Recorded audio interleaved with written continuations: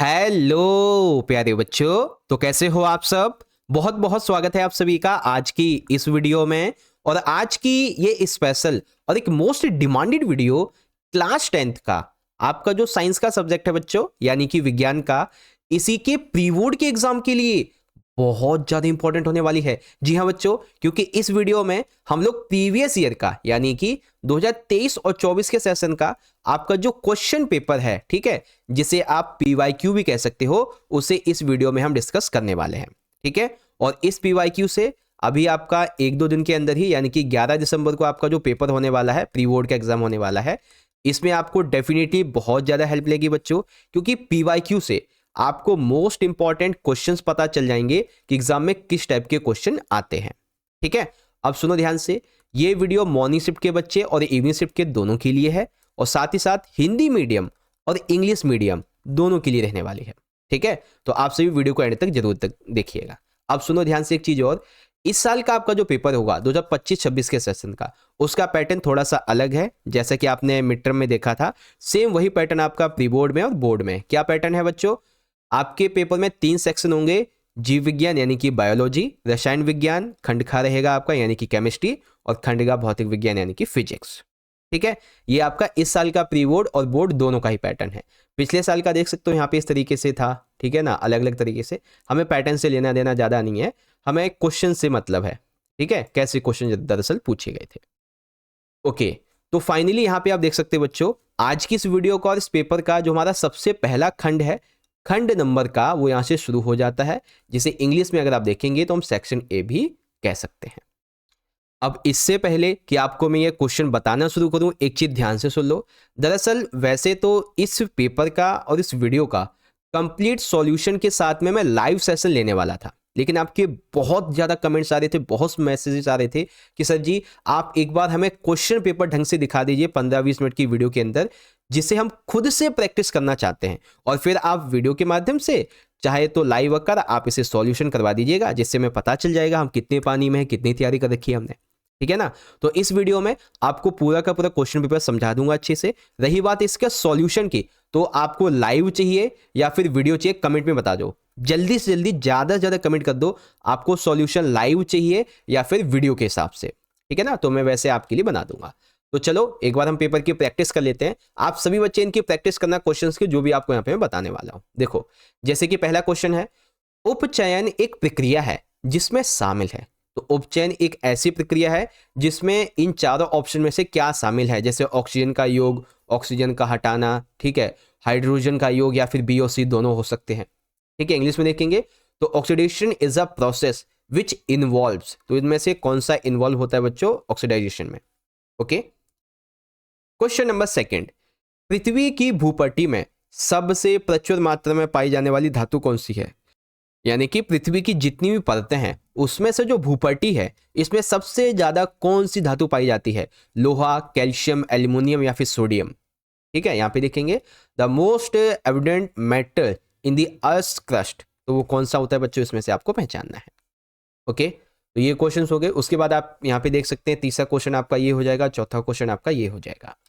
और बात करते हैं इसके हिंदी मीडियम की, तो यहाँ पे देखो बच्चों, तीसरा क्वेश्चन कहता है Na2CO3 और 10H2O का सामान्य नाम क्या है। यानी कि ये जो फॉर्मूला आपको यहाँ पे दिया गया है, ये क्या है, क्या ये धोने का सोडा है, ब्लीचिंग पाउडर है, बेकिंग सोडा है, टार्टरिक अम्ल है। तो मेरे हिसाब से जहाँ तक मुझे लगता है सभी बच्चों का आंसर पता होगा इसका। ठीक है, अच्छा एक चीज कर सकते हो, क्योंकि पहले हमारे 20 MCQ शुरू होंगे, है ना, 20 MCQ डिस्कस करेंगे, तो आप इन MCQ क्वेश्चन का आंसर ना मेरे लाइव आने से पहले कमेंट बॉक्स में जरूर लिखना।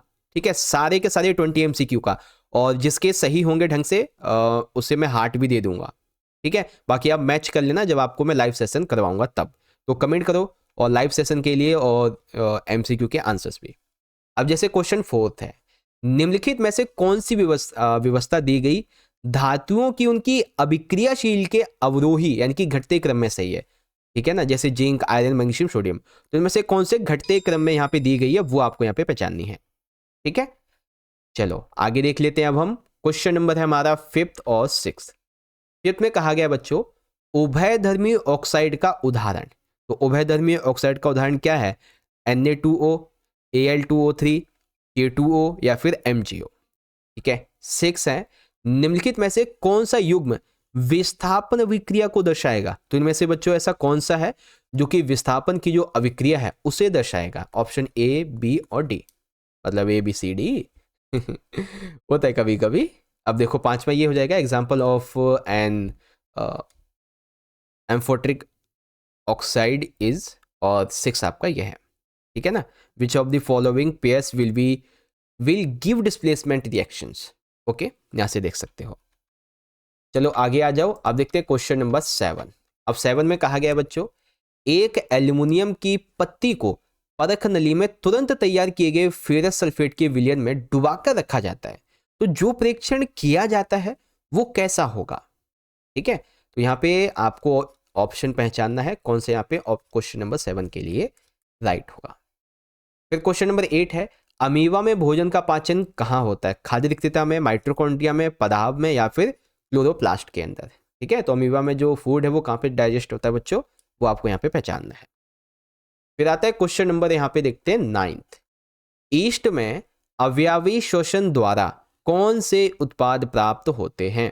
ठीक है, ईस्ट के अंदर जब अवायवीय शोषण होता है तो उसके द्वारा कौन से उत्पाद आपको प्राप्त होते हैं? ठीक है, लैक्टिक एसिड प्लस ऊर्जा, कार्बन डाइऑक्साइड प्लस जल प्लस ऊर्जा, ethanol plus carbon dioxide plus ऊर्जा, और पायरोवेट। ठीक है, तो यहाँ पे 9th क्वेश्चन हो जाएगा कि what are the products obtained by anaerobic respiration in yeast. ठीक है, तो कौन कौन से ऑप्शन है देख सकते हैं। क्वेश्चन नंबर 10th, प्लेज्मोडियम में जनन के दौरान एक कोशिका की कई कोशिकाओं में विभाजित हो जाना क्या कहलाता है? ठीक है ना, तो इस प्रक्रिया में जनन के दौरान एक कोशिका कई कोशिकाओं में डिवाइड हो जाती है, उसे क्या कहते हैं? मुकुलन, द्विखंडन, बहुखंडन, या फिर अधिसूत्री विभाजन। ओके, आपके सामने ये ऑप्शन है बच्चों। चलो अब आता है क्वेश्चन नंबर हमारा 11th एंड 12th। हाँ, आप देखो बच्चों 11th, निम्नलिखित में से कौन सा गुण या लक्षण माता पिता से संतति में वंशागत हो सकता है? इनमें से कौन सा गुण या लक्षण है जो माता पिता से उसकी संतान में वंशगत हो सकता है? तैराकी तकनीक, बड़ी नाक, सुडौल शरीर, या फिर तीरंदाजी? क्या हो सकता है बच्चों? ठीक है, which of the following can be inherited from parents to offspring? तो इनमें से कौन सा हो सकता है, ये आपको पहचानना है। क्वेश्चन नंबर 12th, यदि लार में लार एमिलेस ना हो तो मुख गुहा में निम्नलिखित में से कौन सी प्रक्रिया प्रभावित होगी? तो इनमें से कौन सी जो प्रक्रिया है बच्चों वो प्रभावित होगी, ये आपको बताना है। फिर आता है हमारा क्वेश्चन नंबर 12th इंग्लिश में, ये रहा क्वेश्चन और ये रहे आपके पॉइंट्स। ठीक है, अब आप कहोगे सर आप तो आंसर तो बता ही नहीं रहे हो, तो मैंने आपसे कहा है बच्चों कि अगर आपको आंसर वीडियो के माध्यम से चाहिए तो आप कमेंट कर दो, अगर आपको लाइव के माध्यम से चाहिए तो आप करना लाइव। ठीक है ना, live solution need, live solution need, इस तरीके से करना, मैं आपके लिए लाइव आ जाऊंगा, या फिर वीडियो के लिए करोगे तो वीडियो आ जाएगी आपके लिए। सो डोंट वरी, ये दरअसल आपकी डिमांड थी ना कि सर आप हमें एक बार PYQ पूरा दिखा दो अच्छे से, हम खुद से देखना चाहते हैं एक बार, तो ये उसी डिमांड पे बेसिस है। चलो 13वां क्वेश्चन पढ़ो, सामान्यतः अवतल दर्पण पर आपतित प्रकाश की किरण परावर्तन पर वास्तविक प्रतिबिंब बनाती है, तो यहाँ पे जो परावर्तित किरण वो कैसी होगी? समानांतर होगी, अपसारित होगी, अभिसारित होगी, या फिर निश्चित नहीं होगी?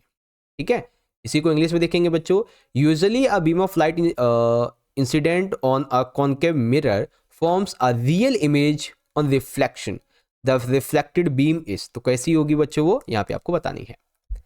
14th क्वेश्चन, ऊंची इमारतों के शीर्ष पर लगाए गए खतरे के संकेत लाल रंग के होते हैं, इन्हें दूर से आसानी से देखा जा सकता है क्योंकि अन्य रंगों के बीच जो रेड लाइट है, जो लाल प्रकाश है, वो कैसा होता है बच्चों, ये आपको पहचानना है यहाँ पे। ठीक है, तो क्वेश्चन 14th और ये आपके यहाँ पे ऑप्शंस है। चलो आप देखेंगे क्वेश्चन नंबर 15 एंड 16 हमारा। तो 15 कहता है प्रकृति या फिर यूं कहें कि पारितंत्र के जो सफाई कर्मी हैं वो कौन से हैं?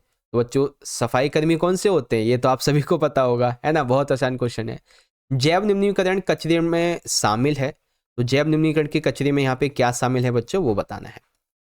फिर इंग्लिश में द क्लीनर्स ऑफ नेचर या फिर इकोसिस्टम वो कौन से हैं, और बायोडिग्रेडेबल वेस्ट इनमें क्या इंक्लूड है यहाँ पे। ठीक है, चलो ये तो हो गया आपके 16 क्वेश्चन। अब 17 से लेकर 20 तक आपके जो क्वेश्चन है वो अभिकथन और कारण वाले क्वेश्चन हैं। जैसे कि 17 का विघटन कहता है रासायनिक अभिक्रिया के द्वारा किसी पदार्थ के भौतिक और रासायनिक गुणों को बदल देती है। कोई भी रासायनिक अभिक्रिया जो होती है ना, वो किसी भी पदार्थ के भौतिक और रासायनिक गुणों को बदल देती है। कारण क्या होता है कि रासायनिक परिवर्तन में पदार्थ की रासायनिक संरचना में परिवर्तन होता है और एक नया पदार्थ बनता है। ठीक है, तो इसी का इंग्लिश वर्जन ये रहा आपका असर्शन, ये रहा आपका रीजन। ओके, चलो अब देखते हैं इसके आगे के क्वेश्चन। तो 18th का विकथन कहता है बच्चों यहाँ पे कि आंतरिक निषेचन में नर और मादा युग्मक मादा शरीर के अंदर संलयन करते हैं। कारण सभी मछलियों में निषेचन आंतरिक रूप से ही होता है। ठीक है, फिर 19वां क्वेश्चन है यहाँ पे अभिकथन, किसी सीधे चालक में विद्युत धारा के प्रवाह की दिशा बदलने पर चालक के चारों ओर चुंबकीय क्षेत्र की दिशा उलट जाती है। कारण किसी चालक के चारों ओर चुंबकीय क्षेत्र की दिशा वामहस्त अंगुष्ठ के नियम के अनुसार दी जा सकती है। 20वां क्वेश्चन अभिकथन कहता है कि ओजोन ऊपरी वायुमंडल में यूवी विकिरणों में उपस्थिति में O2 द्वारा बनता है। कारण ओजोन परत की क्षति से यूवी किरणें, ठीक है, पृथ्वी तक पहुंचेंगी जिससे त्वचा कैंसर हो सकता है। सही बात है। तो यहाँ पे असर्शन और रीजन के लिए आपकी एक 18th, फिर आपका 19th और ये 20th दिया गया है। अच्छे से पढ़ लेना और सॉल्व करना है इसको। ओके, तो यहाँ तक आपके जो क्वेश्चंस थे वो तो पूरे हो गए। अब समय आता है बच्चों आपके अगले खंड का, जिसे हम खंड नंबर खा भी कह सकते हैं या फिर यूं कहें कि सेक्शन नंबर बी। ठीक है, तो अब आपके लिए लॉन्ग क्वेश्चन शुरू हो रहे हैं, बड़े ध्यान से समझिएगा। जैसे कि क्वेश्चन नंबर 21 हमसे कहता है पोटेशियम क्लोराइड के विलयन को सिल्वर नाइट्रेट के विलयन के साथ मिलाने पर एक अघुलनशील सफेद पदार्थ बनता है। इसमें सम्मिलित रासायनिक अभिक्रियाएं लिखिए और रासायनिक अभिक्रिया के प्रकार का भी उल्लेख कीजिए। ठीक है, दो क्वेश्चन है, रासायनिक अभिक्रिया को लिखना है आपको और वो किस प्रकार की है ये बतानी है। ठीक है, 22 पेशी कोशिकाएं अपनी आकृति बदलकर गति में मदद करती हैं। पेशी कोशिकाएं अपनी आकृति बदलती कैसे हैं ये बताइए। ठीक है, उसके बाद 23वां क्वेश्चन एटीपी और डीएनए का पूर्ण रूप लिखिए। एटीपी की फुल फॉर्म और डीएनए का फुल फॉर्म, या फिर मानव जैसे बहुकोश के जीवों की ऑक्सीजन की आवश्यकता को पूरा करने के लिए अकेला विशरण दाब अपर्याप्त है, ऐसा क्यों, ये बताइए। ठीक है, और अब हम ये तीनों क्वेश्चन इंग्लिश में देखेंगे। तो क्वेश्चन नंबर 21, 22 एंड 23। ठीक है, इसमें एटीपी डीएनए की फुल फॉर्म हो गई और ये सारे आपके क्वेश्चंस हो गए। ओके, फिर आते हैं क्वेश्चन नंबर 24, 25। 24 में दो पार्ट हैं। ए वाला कहता है आपसे नामांकित किरण आरेख की सहायता से प्रकाश की एक संकीर्ण किरण के कांच के प्रिज्म से गुजरने पर उसके द्वारा अपनाए गए पथ को दर्शाओ। या फिर ये कर सकते हो अपना प्रेक्षण लिखिए जब श्वेत प्रकाश जब श्वेत प्रकाश किरण किसी कांच के प्रिज्म से होकर गुजरती है तो आपका क्या प्रेक्षण होता है। 25वां उस युक्ति का नाम बताइए जिसका उपयोग आप सुचालक के सिरों के बीच विभवांतर बनाए रखने के लिए कर सकते हैं। उस प्रक्रिया की व्याख्या कीजिए जिसके द्वारा ऐसा हो पाता है। या फिर आप ये कर सकते हैं कि पानी का निरपेक्ष अपवर्तनांक 1.33 तथा अल्कोहल का अपवर्तनांक 1.36 है। दोनों में कौन सा मध्यम प्रकाशित रूप से सघन है, अपने उत्तर का कारण भी बताइए। ठीक है, और यही दोनों क्वेश्चन इंग्लिश में 24 का आपका ए वाला ये पार्ट हो जाएगा, बी ए हो गया, 25 का भी एक ही है, आपका एक ही ये हो गया। ठीक है, अब यहाँ पे क्वेश्चन नंबर 26 से हमारा 2 नंबर का यहाँ पे कहा गया है कि निम्नलिखित आहार श्रृंखला में शेर को अगर 100 ऊर्जा उपलब्ध होती है, उत्पादकों को कितनी ऊर्जा उपलब्ध थी स्पष्ट कीजिए। तो पौधे को कितनी थी, फिर हिरण को कितनी थी और आखिर में शेर को 100 जूल मिली, तो कितनी उत्पादकों में ऊर्जा थी ये बतानी है। तो ऊर्जा गणना करनी है, बहुत आसान है ये तो, है ना। और सेम इंग्लिश में आपका इस तरीके से ये रहा। फिर आता है बच्चों हमारा अगला सेक्शन नंबर सी, जिसे हम खंड नंबर गा भी कह सकते हैं। अब देखो इसमें 3 नंबर के क्वेश्चन है। अब 27वां क्वेश्चन क्या कहता है, एक सफेद चूर्ण यौगिक X का उपयोग खिलौना बनाने के लिए किया जाता है। इस यौगिक में जल मिलाने पर यह कठोर ठोस पदार्थ Y प्रदान करता है और जब Y को 373 K पर गर्म किया जाता है तो पुनः इसे यौगिक X बनता है। अब बताना क्या है, यौगिक एक्स और वाई का नाम एवं इसके रासायनिक सूत्र लिखिए और उपरोक्त में जो यौगिक वाई बनने के लिए रासायनिक अभिक्रिया है वो बताइए। ठीक है, तो 27 आपका इस तरीके से रहेगा, इसमें आपको ये दो बताने हैं। ओके, और फिर आता है हमारा क्वेश्चन नंबर 28। ठीक है, एक सेकेंड। हाँ, अब देखो 28 क्या कहता है कि निम्नलिखित का कारण बताइए।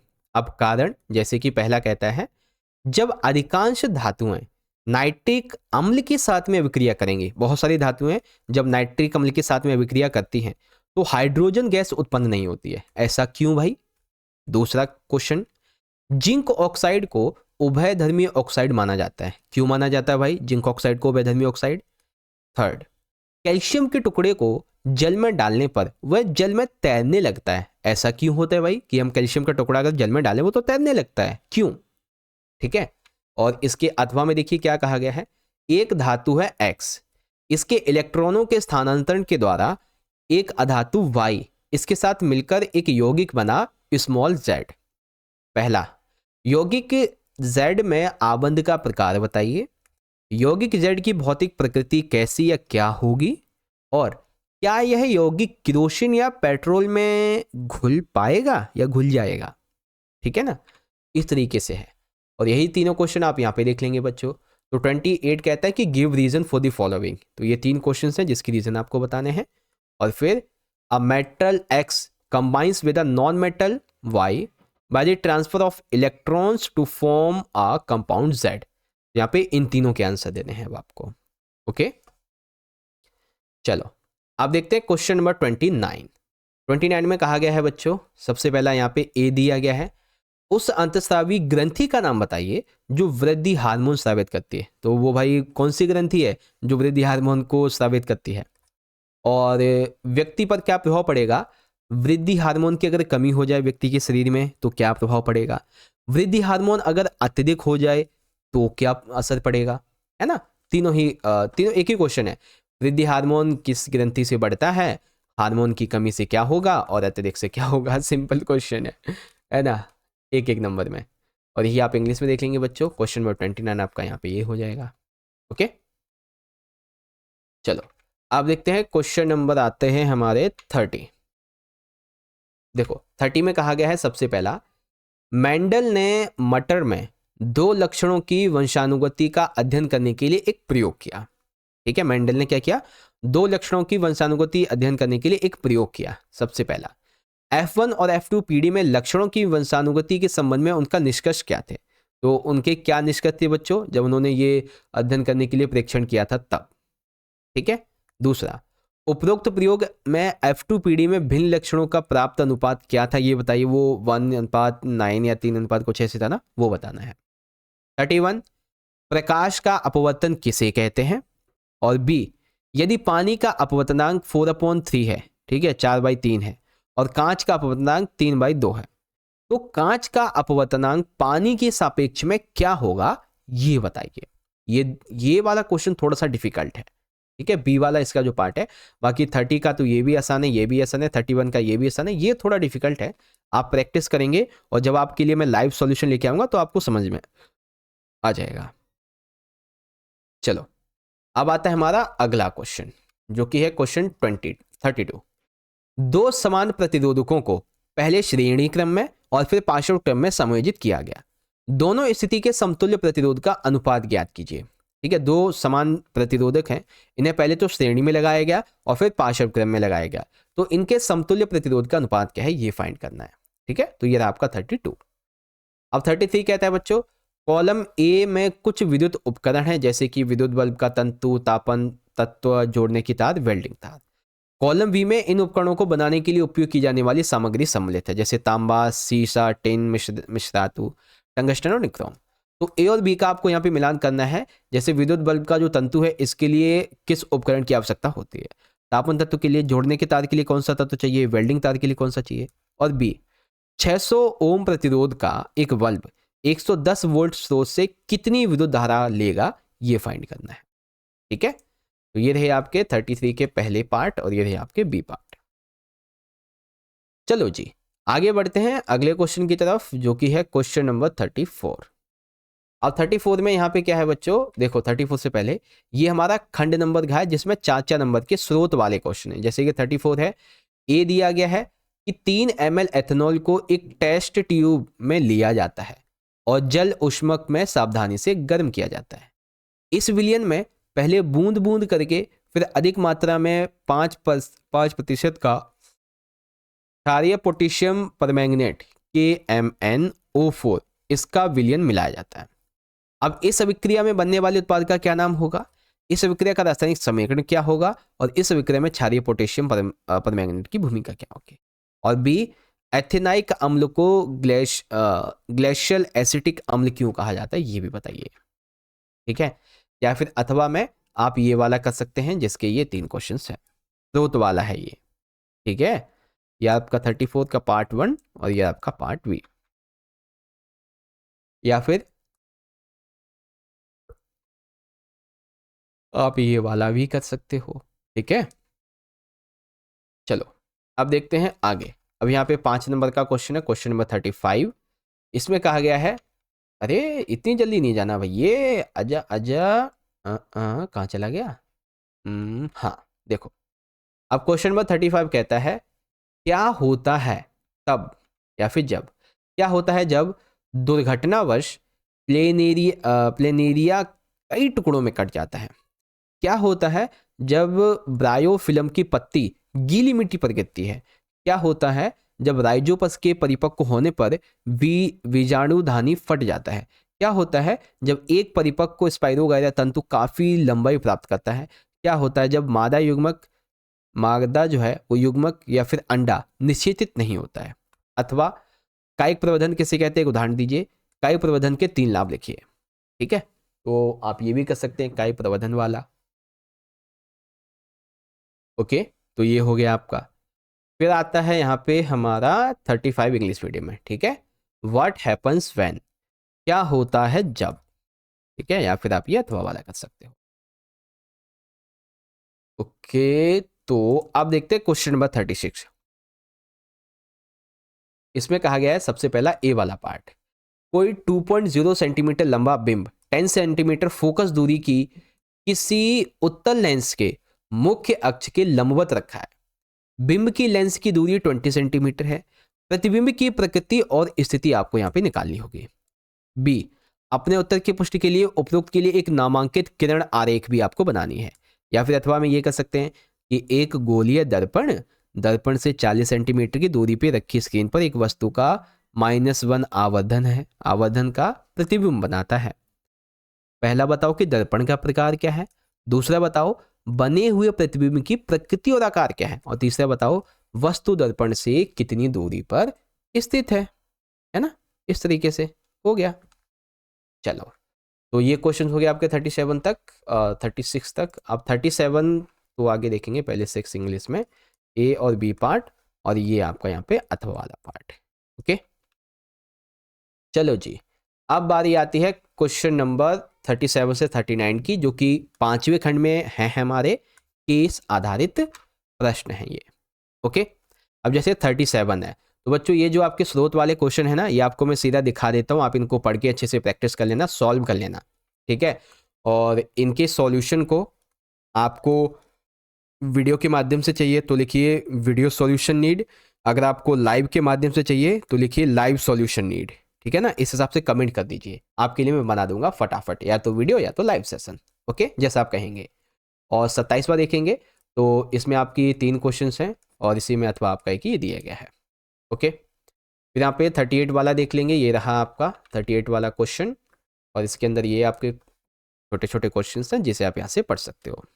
ठीक है, फिर 39 का आपका क्वेश्चन ये रहा थोड़ा सा, और इसके ये यहाँ पे रहे क्वेश्चन। ठीक है, वो तो स्रोत था आपका। इन्हीं को इंग्लिश में देखेंगे तो 37 आपका ये पैसेज हो जाएगा।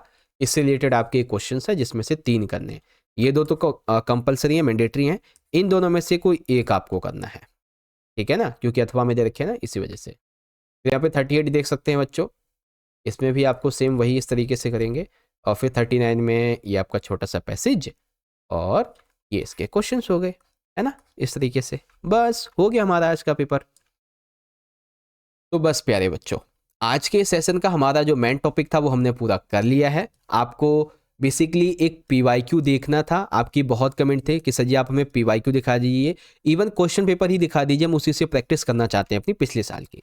इसके अलावा एक वीडियो अभी और आएगी जिसके अंदर आपको मैं 2024 और 25, ठीक है, ये तो अभी आपको 23-24 का बताया, 2024-25 का जो पीवाईक्यू होगा वो भी बता दूंगा, और वो भी ट्राई करूंगा कि आपको ना सॉल्यूशन के साथ में अच्छे से समझा सकूं। जैसे ये वीडियो तो आपकी डिमांड बेसिस पे बनाई गई है ताकि आपको अच्छे से क्वेश्चन पेपर मिल जाए, है ना। बाकी आपके लिए मैं सॉल्यूशन या तो वीडियो के माध्यम से ला दूंगा अगर आप कमेंट करेंगे, या तो आपके लिए मैं लाइव आ जाऊंगा। तो आप मुझे कमेंट में बता देना जल्दी से अभी, ठीक है, फिर मैं आपके लिए उस हिसाब से बना सकूँ। तो चलो बच्चों, मिलते हैं आपसे नेक्स्ट सेशन में। अगर आप सभी को ये वीडियो अच्छी लगी है तो आप सभी बच्चे इस वीडियो को एक प्यारा सा लाइक जरूर करिएगा, अपने सभी दोस्तों में ज़्यादा से ज़्यादा शेयर कीजिएगा, और कमेंट बॉक्स में आप मुझे ज़रूर बताना कि आपको वीडियो कैसे लगी। तो चलो मिलते हैं अगले सेशन में, तब तक के लिए आप पढ़ते रहिए, अपना ख्याल रखिए। Wish you all the best. जय हिंद, जय भारत, वंदे मातरम।